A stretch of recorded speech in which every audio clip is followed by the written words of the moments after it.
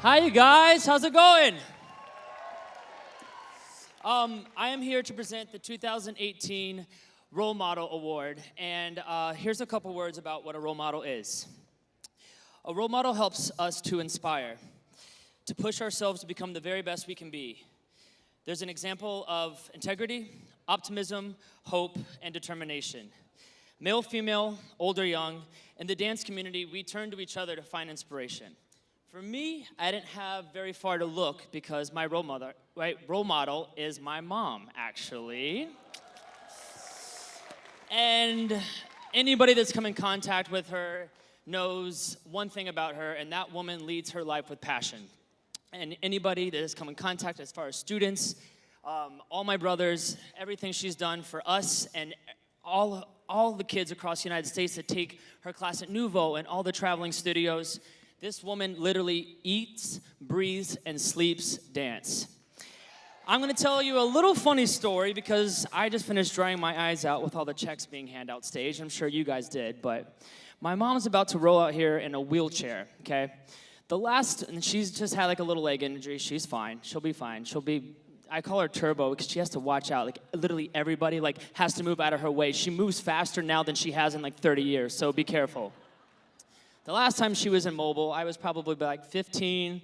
I was in a dance room, and my mom's always told me to lead by example. And that's how to be a role model is just make sure that you are treating others the way you want to be treated, acting the way others want to be treated. And I started smart-mouthing her in class once. And she was like, you say one more thing, I'm going to pop you in the mouth. And I was like, yeah, like you can catch me, because she was on her scooter.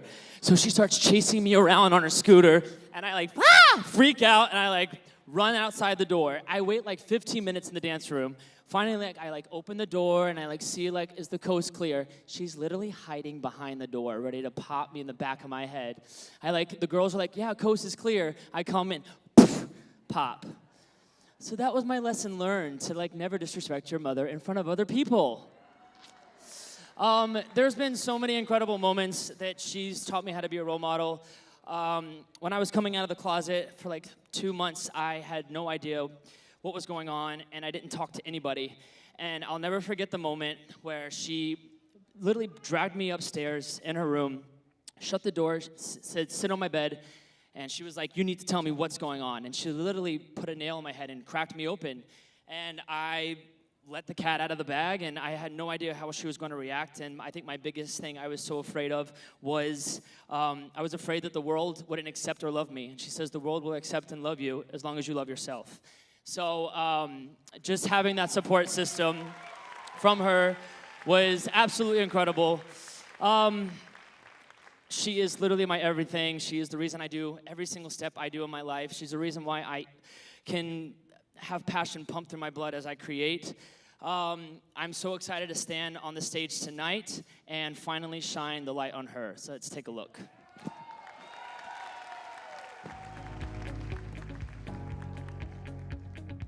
I have been training dancers for 38 years.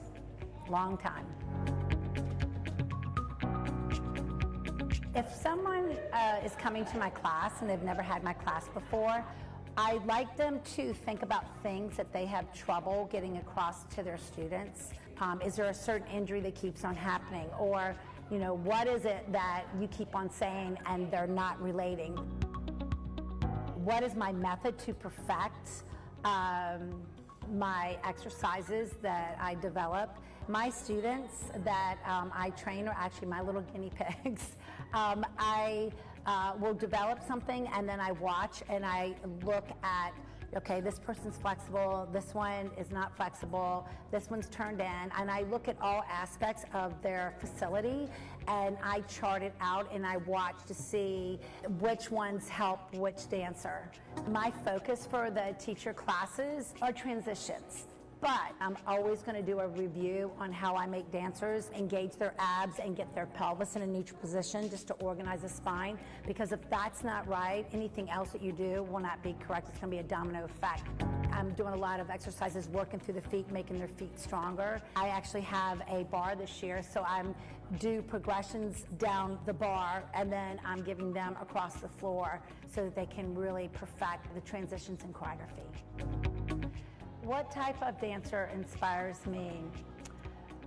I would say the one that has the best work ethic and the true passion for dance, and it's not forced by either their teacher or their mother or father. Yeah, that's who really inspires me. My name is CJ Tyson. I'm originally from Virginia Beach, Virginia. I started dancing at the age of 17 back in Virginia Beach with Denise Wall's Dance Energy. Hey, Denise. I met Denise my senior year of high school. I was invited by one of her students to come to the studio, and I remember vividly noticing in each dancer discipline, technicality, passion, artistry, professionalism that I had never seen in dancers before. So one person who always seems to be there at the front clapping and cheering the loudest when you're on stage is Denise Wall. Yeah. Who is she? Denise Wall is my adopted mom. She took custody of me when I was 10 years old. My mom has my name on a towel.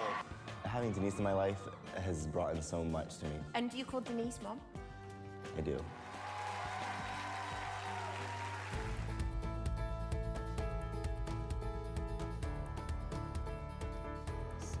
Please welcome to the stage the 2018 Dance Role Model Award winner, someone I like to call my mommy, Denise Wall.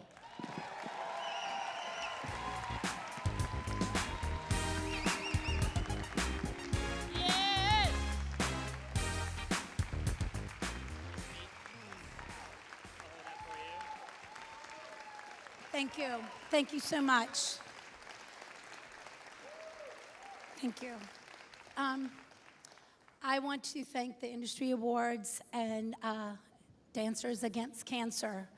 I am a cancer survivor. I was diagnosed in 2010 with stage 3B breast cancer.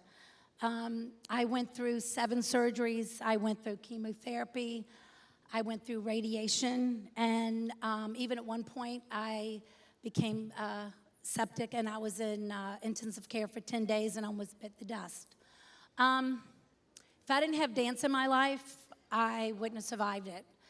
And also my children. My children made me fight for it also, not only my own children, but my dance children. And I just want to say that when you get adversities in life and then you have failures, and I think this is what's wrong with our new society. You know, I feel like everybody wants everything quick. They don't want their children to fail. But I will tell you, the things that I failed in business and in my personal life made me so much stronger because I would pick myself up.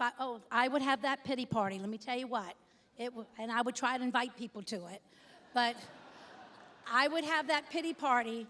I would pick myself up, though. And that's one thing my mom taught me. There's a reason for everything. So I would get in my head and say, okay, what is this? And a lot of times it took a while to figure it out. But I would learn the lesson. And that's what helped me when I was faced with life and death. You know, it made me stronger. And I wouldn't be the person I am today if I didn't have the adversity and learn the lessons. So I know we all go through that all the time, and we have to, you know, just keep that open mind and learn the lesson. The other thing I want to say, too, is my mom, and I love her dearly, but she always had a hard time with how, and I would say how obsessive about dance, a little bit. A little bit. You said it. Okay. But I admit it, so that's good. I would work 7 days a week at it, and a lot of it was because I was basically raising 5 boys without child support, so, you know, I did whatever I had to do. Thank you. Thank you.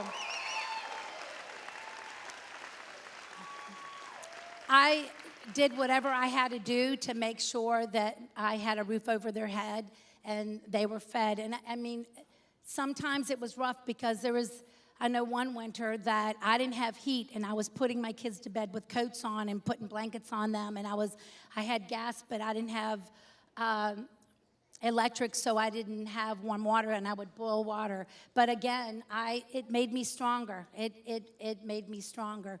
But my mom still didn't understand, I just don't understand that. And I will tell you, when I was in intensive care, the doctor was trying to tell me, okay, you're gonna be in the hospital for at least 10 days. And I said, okay, well, I don't think I can do 10 days. I can probably do 2. I said, because I have to go to New York City and teach at the Dance Teacher Summit. And he goes, no, you're sick. And I said, okay, well, then I'll stay 3 days. And the doctor looks at my mother and says, what is wrong with her? And my mom goes, oh, it's called dance. It's called dance. And he goes, okay, I'm gonna be real. You are dying. And you're not leaving, or you're not gonna make it. And I didn't go. I tried. I kept on every day, can I get out? But I want to tell you, I kept on thinking during that hospital stay, again, about my own children and about the other kids that I trained, and that helped me get through it. And then also just doing chemo. I would be so sick. I would get it on Friday, and then by 2 o'clock on Saturday, I couldn't even get up and go to the bathroom by myself. It was my mom and one of my boys dragging me, and my feet were dragging behind. And then finally, when someone would come from the studio and sit and visit, and I could even get my head off the pillow, but they would come and sit and start talking about dance. Well, it would take maybe 10 minutes, and all of a sudden, I would be sitting up, and I didn't even realize this until my mom said something. I would be sitting up, and then after they would leave, I'd lay back down. And my mom said to me, she said, you know what? I get it. I said, well, what do you get? She said, I finally get dance. She said, I'm watching you, that you can't get up and go to the bathroom. You can't do anything for yourself. Someone comes and sits there for 10 minutes and starts talking about dance. She said, your coloring changes. It's like someone's pumping air in you and you can sit up. She said, I finally get it. And for me, that was it was great that she finally understood what dance means to me and what it means to other people. So